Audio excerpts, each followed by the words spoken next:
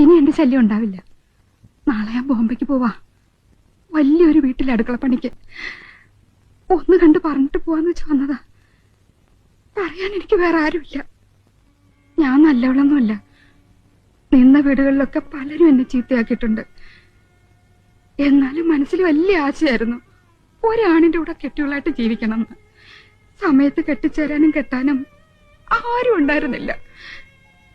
12 വയസ്സിൽ തുടങ്ങിയതാ കണ്ടവന്റെ പാത്രം കഴുകല്. അച്ഛനും അമ്മയ്ക്കും ശമ്പളം മാത്രം മതിയായിരുന്നു.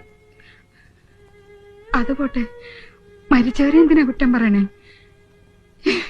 ഏതായാലും ഇനി എന്നെ പേടിക്കണ്ട, ഞാൻ തിരിച്ചു വരില്ല. കാശിന് വേണ്ടി ചെയ്തതാണെങ്കിലും മരിക്കണവരെ ഈ താലി ഞാൻ ഇട്ടോട്ടെ. ഇഷ്ടമല്ലെങ്കിൽ വേണ്ട, ഞാൻ അഴിച്ചു.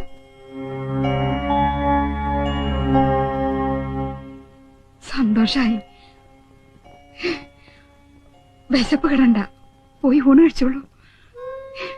ഞാനും ഒഴിഞ്ഞു പോയിന്ന് കൂട്ടുകാരനോട് പറഞ്ഞേക്കും.